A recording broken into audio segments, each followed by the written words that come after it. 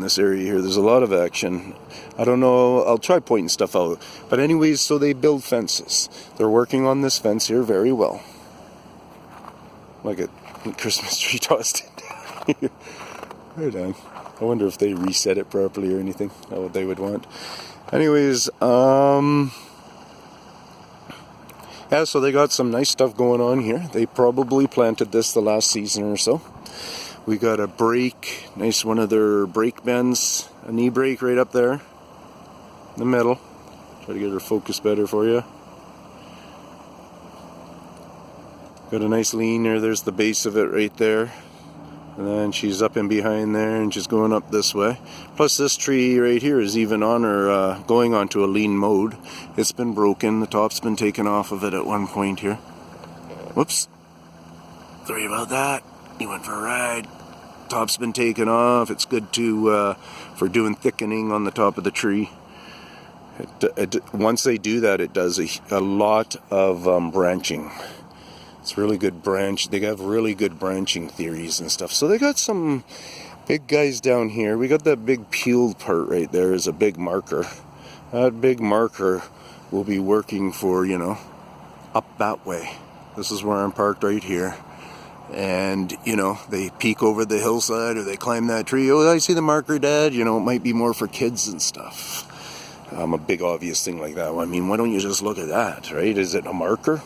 Are they that, you know, was it there first before this other stuff was going on, right? Do they just start to do marks for our own confusion, the human confusion of just making the forest look like it really is this destructive to itself? So there they got a nice healthy one they've taken down. If we would go down there, tell you right now, we would probably see, because that's such a big girthy one, we might be able to see some root cuts where with their cutting technique that I talk about in there. On this tree right here, I wouldn't doubt it if right there we could probably see some of their older root type of cuts. Their old cuts, I should say, but in that area there. Up on there, we might be able to see a little bit fresher of cuts, and it's because there was still some surviving life in this tree, obviously.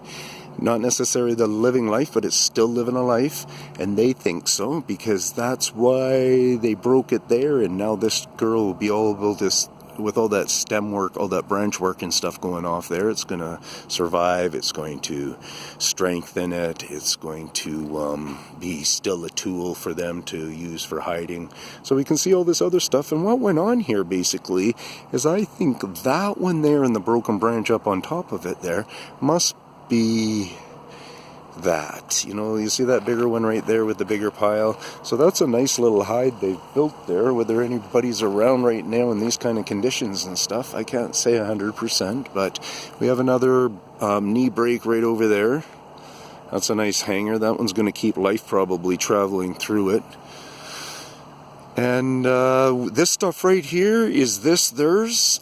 You know, I'm going to guess not, because unless, well, there's another break up there, up above it there. Unless it's, you know, they had been traveling this land, but from what I see, there's not a, what I would be calling a occupant. There was never a big occupancy here at all or anything.